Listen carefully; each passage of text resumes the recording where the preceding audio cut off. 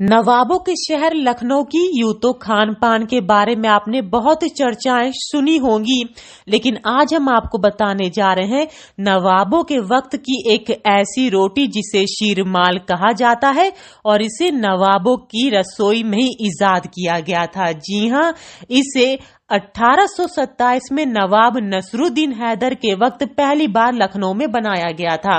सामने आप देख सकते हैं, यह जो दुकान है ये पुराने लखनऊ में बनी हुई अली हुसैन शीरमाल की 1830 की दुकान है, जहां पर आज भी तंदूर में इस शीरमाल रोटी को करीब 20 मिनट तक पकाया जाता है। पूरे देसी घी और शुद्ध दूध के साथ इसे बनाया जाता है। और आपको बता दें कि इसकी खासियत यह है कि जब आप इसे खाएंगे तो ये मुंह में पूरी तरह से घुल जाती है। जी हाँ, ये जो सामने आप देख रहे हैं पीले रंग की शीरमाल का जो प्राइस है वो 16 रुपए है, जबकि ऑरेंज वाली शीरमाल जो आप सामने देख रहे हैं यह एक रोटी की कीमत ही 12 रुपए है। कहते हैं कि नवाबों के वक्त इसे लखनऊ की नेशनल रोटी, जी हाँ, यानी राष्ट्रीय रोटी भी कहा जाता था।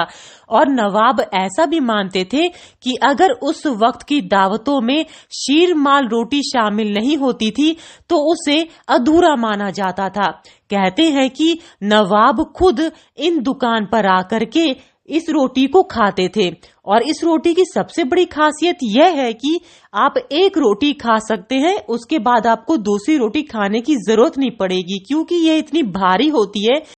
लखनऊ के पुराने शहर में बनी हुई इस दुकान पर इस रोटी को खरीदने के लिए सुबह से लेकर शाम तक लोगों की भीड़ लगी रहती है। और आपको बता दें, ये जो दुकान है सुबह 11 बजे खुल जाती है और रात में करीब 10 बजे तक बंद होती है।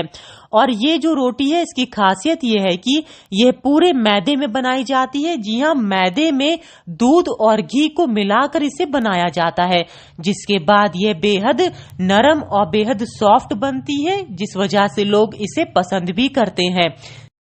इस एक रोटी को बनाने के लिए करीब 20 से 25 मिनट का वक्त लगता है।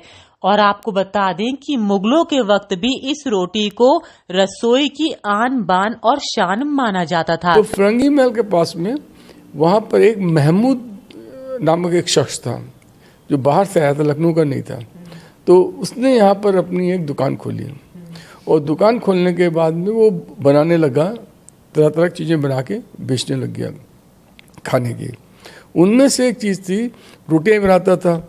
उसने नहारी उसकी बड़ी मशहूर हुई। उसके बाद में उसने जो बाखरखानी थी उसके ऊपर उसने तमाम एक्सपेरिमेंट किया। जैसे जो पराठे जो बनते थे तो पराठों के बाद में फिर इसमें पराठों में डिफरेंट तह वाले पराठे बनने शुरू हो गए और उसके बाद बाखरखानी बनी थी। उसने बाखरखानी को और इम्प्रूव किया। ये अब्दुल हलीम शेरर हिस्टोरियन हुए हैं, उनका कहना है। उनके हिसाब से उन्होंने उसके ऊपर तरक्की करके उसको फिर यहाँ पर शीरमाल बनाया। मतलब इसका the long and short is that sheermal has become very popular. और इतनी पॉपुलर हो गई कि एक ज़माने में यहाँ पे माना जाता था कि लखनऊ की नेशनल रोटी यही हो गई है। और जिस भी किसी पार्टी के अंदर अगर कोई भी दावत होती थी, उस दावत के अंदर पे अगर शीरमाल सर्व नहीं हुआ है तो ऐसा माना जाता था कि पार्टी ये अधूरी रह गई है। मतलब लोगों को लगता था शीरमाल तो होना ही होना चाहिए उसके अंदर। लखनऊ से अंजलि सिंह राजपूत की रिपोर्ट, न्यूज़ 18।